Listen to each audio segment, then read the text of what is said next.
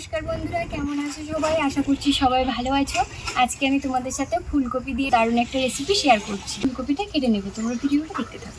রান্নার জন্য দেখো ফুলকপি কেটে নিয়েছি। ফুলকপিগুলি কিন্তু এরকম একটু বড় করেই কেটে নিয়েছি। আর এখানে রয়েছে আলুগুলিকেও এরকম সাইজ করে কেটে নিলাম। রয়েছে দুটো কাঁচা লঙ্কা। কড়াই বসিয়ে কড়াই গরম করে কড়াইয়ের মধ্যে দিয়ে দিচ্ছি তেলটা খুব ভালোভাবে গরম করে নেব।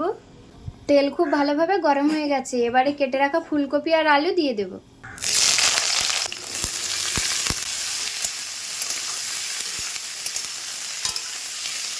গ্যাসের ফ্লেমটা কমে রেখে 5 মিনিট ঢাকা দিয়ে রেখে দেব। 5 মিনিট হয়ে গেছে, ঢাকনাটা খুলে দেখে নেব।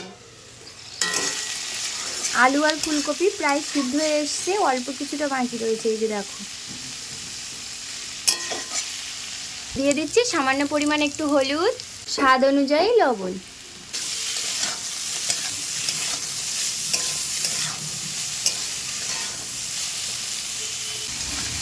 গ্যাসের ফ্লেমটা বাড়িয়ে দিয়ে এবারে কিন্তু খুব সুন্দরভাবে 4-5 মিনিট ধরে ফুলকপি আর আলু আমি খুব সুন্দরভাবে রান্নাটা করে নিচ্ছি।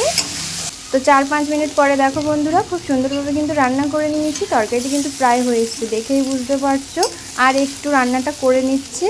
এই যে দেখো কত সুন্দর কালার চলে এসছে না। ভাত, রুটি, পরোটা সব কিছুর সাথে কিন্তু তোমরা এই রান্নাটা একবার রান্না করে ট্রাই করে দেখতে পারো যে কেমন হয়।